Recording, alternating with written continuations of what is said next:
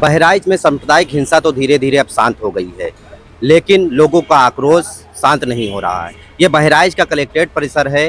यहाँ परशुराम सेवा संस्थान के तमाम लोग मौजूद हैं। अपनी शिकायतों को, 9 सूत्री मांगों को लेकर यहाँ पर आए हैं। हम जानने का प्रयास करेंगे, कोशिश करेंगे कि क्या उनकी मंशा है, क्या आक्रोश है जो आज उनको बहराइच के जिलाधिकारी कार्यालय आना पड़ा है, और कौन सी ऐसी 9 सूत्रीय मांगे हैं जो उनकी पूरी नहीं हो रही है। हम शुरुआत करेंगे, प्रदेश के यहाँ जिलाध्यक्ष जी मौजूद हैं, उनसे बात करेंगे।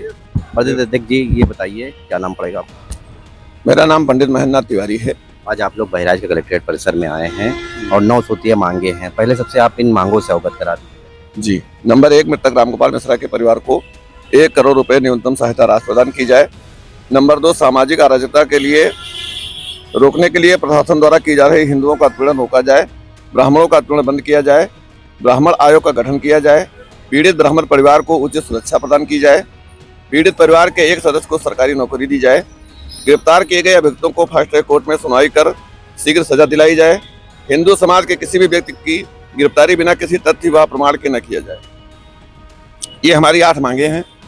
और नवी मांग ये है हमारी, यदि हमारी मांगे पूरी नहीं होती हैं और पुलिस बिना तथ्य प्रमाण के गिरफ्तारी बंद नहीं करती है तो 5 नवंबर 2024 दिन मंगलवार को हमारे संगठन के साथ हिंदू समाज धरना प्रदर्शन के लिए बाध्य होगा। प्रदेश अध्यक्ष जी, इसमें आपकी एक मांग है नौकरी की। तो अभी हाल फिलहाल में देखा गया था, जो पीड़ित परिवार है वो जाके माननीय मुख्यमंत्री से मिला है और वहाँ से आश्वासन भी मिला है नौकरी का, बावजूद इसके भी आप उसमें एक मांग शामिल कर रखे हैं। इसको किस तरह लेते हैं? चलिए, मुख्यमंत्री जी ने जो किया अच्छा किया है उन्होंने परिवार के लिए, परंतु जहां तक हमें विश्वास है कि नौकरी मिलना असंभव है, क्योंकि पढ़ाई का उसमें बाधा हो सकती है, परंतु जैसे जिस तरह से उस बिटिया की शिक्षा है उस हिसाब से उसको नौकरी जरूर दिया जाए। तो क्या आपको विश्वास नहीं है जो मुख्यमंत्री जी ने कहा है नौकरी की बात और 10 लाख रुपए की? नहीं, विश्वास है, मुख्यमंत्री जी जो कहे हैं वो करेंगे भी, लेकिन हम लोग अपनी मांग रखे हैं, मांग भी कर रहे हैं, और यदि उनको नौकरी मिल जाती है तो बहुत अच्छा है। अच्छा प्रदेश अध्यक्ष जी, ये बताइए, जो घटना सांप्रदायिक हिंसा वाली बहराइच में घटी, क्या इसमें तथ्य हैं? किसको आप दोषी मानते हैं? क्या कुछ होता जो ये घटनाएं न होती? देखिए, जब मूर्ति विसर्जन का कार्यक्रम वहाँ से पहले से प्रस्तावित था तो वहाँ भारी पुलिस फोर्स भी लगानी चाहिए थी, पुलिस प्रशासन की व्यवस्था होनी चाहिए, क्योंकि वो टोटल मुस्लिमों का गांव है और मुस्लिम क्षेत्र से होकर के मूर्तियां गुजर रही थीं। उसी में अराजक तत्वों ने पत्थर वगैरह बरसाए, उसी में विवाद हुआ, गोली मारी गई, रामगोपाल मिश्रा शहीद हुए। तो ऐसी घटना ना होती है, प्रशासन अलर्ट होता। मतलब इसमें पूरा का पूरा दोष आप प्रशासन का मान? बिल्कुल प्रशासन। तो यहाँ पर प्रदेश अध्यक्ष जी से बात करने के लिए कुछ साथी और भी हैं, जिलाध्यक्ष भी मौजूद हैं, उनसे भी बात करेंगे। कौन है जिलाध्यक्ष?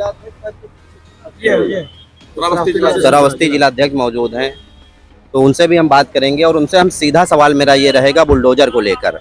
प्रदेश अध्यक्ष जी, जो सांप्रदायिक हिंसा हुई उसमें आप लोगों की जो 9 सूत्रीय मांगे हैं उस पर बुलडोजर एक्शन की भी बात आई, पीडब्ल्यूडी की तरफ से नोटिस चस्पा की गई, इसको आप किस तरह लेते हैं?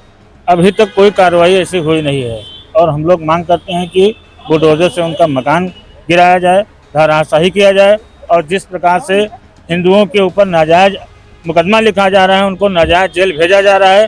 कोई व्यक्ति अगर बाजार में कहीं केले पे अगर वो केला खरीद रहा है उसके ऊपर मुकदमा लिखा जा रहा है, ये सरासर गलत है।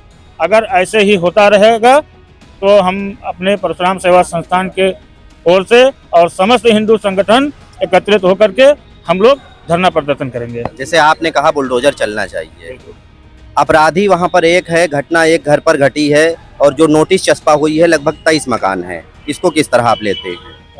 क्या आपका मानना है कि जो और भी मकान है उस पर चलना चाहिए बुलडोजर? बिल्कुल चलना चाहिए, उसमें जांच हो करके जो जिनको दोषी पाया जाए उन सबके ऊपर कार्रवाई होना चाहिए। तो ये जिलाध्यक्ष जी हैं श्रावस्ती के, इन्होंने साफ तौर पर कहा है जो दोषी हों उनके घर पर अवश्य बुलडोजर चलना चाहिए। यहाँ तमाम लोग मौजूद हैं, 1-2 लोग से हम और बात करेंगे। क्या नाम होगा आपका? पंडित विकास कुमार पांडे। क्या हैं आप? जिला प्रभारी IT सेल बहराइच। ये बताइए, आज आप लोग यहाँ कलेक्ट्रेट परिसर में आए हैं, क्या मांगे हैं आप लोग की, क्या सोच कर आए हैं? हम लोगों की मांगे ये हैं कि जिस प्रकार से घटना को आज लगभग 15 दिन के आसपास पूरा होने को है और प्रशासन की तरफ से जो कार्रवाई की जा रही है, तो उस प्रशासन की कार्रवाई में भी हम लोग उससे संतुष्ट नहीं है, क्योंकि जो है अराजकता कम करने के नाम पर कम नहीं की जा रही है। कम करने के नाम पर हिंदुओं को नाजायज तरीके से प्रताड़ित किया जा रहा अच्छा, ये बताइए, जो घटना हुई इसमें बहुत सारे लोगों ने, मैं किसी का नाम नहीं ले रहा हूँ क्योंकि वो भीड़ थी लोगों की, उसमें आगजनी की घटना लोगों ने कारित की और भी बहुत सारा नुकसान किया उस क्षेत्र में। इसको क्या मानते हैं आप? ने जो नुकसान किया वो गलत है, मैं मानता हूँ गलत है, लेकिन उसके नाम पर यदि आपके पास कोई तथ्य नहीं है, आपके पास कोई प्रमाणित सबूत नहीं है, तो उसके नाम पर हम किसी को तो प्रताड़ित करने देंगे नहीं। यदि आपके पास कोई प्रूफ है, वैलिड प्रूफ है, आप उसको ला करके अगर किसी को सजा भी देना है आप दीजिए। उसके लिए परशुराम सेवा संस्थान जो है आपका कहीं पर विरोध नहीं करेगा। लेकिन ये मैं फिर से बताना चाहूँगा कि अगर किसी भी जो निर्दोष को अगर प्रताड़ित किया गया, चाहे वो प्रशासनिक कार्रवाई के नाम पर हो या किसी भी प्रकार की राजनीतिक दबाव में हो, परशुराम सेवा संस्थान उसका विरोध खुलकर करेगा। आज आप लोग कलेक्ट्रेट परिसर में आए हैं, आगे की रणनीति क्या होगी? आगे की रणनीति यही है, जो हमारी 9 सूत्रीय मांगे की गई, 8 सूत्रीय मांगे हैं, उसमें 9वां बिंदु हमने इसीलिए ऐड किया है कि जो भी अगर हमारी कार्रवाई जो मांग की गई है उसमें यदि प्रशासन द्वारा किसी प्रकार की लापरवाही बरती जाती है और उस पर अमल नहीं किया जाता है तो हम लोग अनिश्चितकालीन धरना के लिए बाध्य होंगे। जिसकी बिल्कुल जितना जो है हम लोग विधि के अंदर रह के, कानून के अंदर जो भी हम लोगों से धरना प्रदर्शन होगा, हम लोग अनिश्चित काल के लिए धरना प्रदर्शन करेंगे। आपके क्षेत्र के विधायक सुरेश्वर सिंह ने एक भाजपा कार्यकर्ता के ऊपर भी मुकदमा लिखवा दिया है, इसको किस तरह लेते हैं? ये उनका व्यक्तिगत मैटर है। जहाँ पर घटना हुई हम वहाँ पर मौजूद नहीं थे। तथाकथित जो हमने सुना है, लोगों के मुंह से सुना है, माननीय विधायक जी की जो FIR है उसकी भी हमने कापी देखी है। इसको लेकर भी लोगों में आक्रोश है कुछ? इसको लेकर आक्रोश जो है वो आक्रोश जब रहा होगा तब रहा होगा, क्योंकि उस समय जो भीड़ उग्र थी, हत्या तत्कालीन में हुई थी, उसका शव लेकर के लोग प्रदर्शन कर रहे थे। उसके बाद जो भी हुआ हो, मैं मौके पर मौजूद नहीं था। जैसा मैंने सुना उस हिसाब से विधायक जी की गाड़ी पर पथराव किया गया। विधायक ने ये भी मेंशन किया है कि उनकी ऊपर फायरिंग हुई जिसमें वो बच गए। लेकिन जो उसमें एक गिरफ्तारी हुई है पंडित पुंडरीक पांडे जी की, मैं बताना चाहूँगा कि उनकी जो है जो FIR उन पर दर्ज की गई है उसके विषय में ये बताना चाहूँगा कि पहली बात तो बहुत ही योग्य आदमी, पढ़ा लिखा व्यक्ति अराजकता में कभी सम्मिलित नहीं होगा। पत्रकार भी रहे हैं, 1-2 नौकरियों से इस्तीफा लगा करके वर्तमान में वो शिक्षक पद पर है। ऐसे व्यक्ति से अगर कोई ये कह रहा है कि उसने पत्थरबाजी किया है या अराजकता में जो है कोई आपको क्या लग रहा है? नहीं, हमको तो लग रहा है कि ऐसा नहीं है। लेकिन पुलिस प्रशासन से हमारा यही अनुरोध है कि यदि कोई भी कदम उठाया जाता है, कोई कार्रवाई की जाती है तो उसकी पहले निष्पक्ष जांच होनी चाहिए।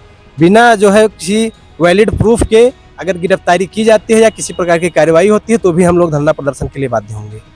तो ये परशुराम संस्थान के लोग हैं, अलग अलग लोग थे, अलग अलग बातें इन्होंने कही है। बहराइच के कलेक्ट्रेट परिसर में आकर अपनी 9 सूत्रीय मांगों को मजिस्ट्रेट को सौंपा है। अब ये देखने वाली बात होगी जो इनकी मांगे हैं वो कितनी कारगर साबित होती है। बहराइच के कलेक्ट्रेट परिसर से लोकल 18 के लिए बिन्नू वाल्मीकि की रिपोर्ट।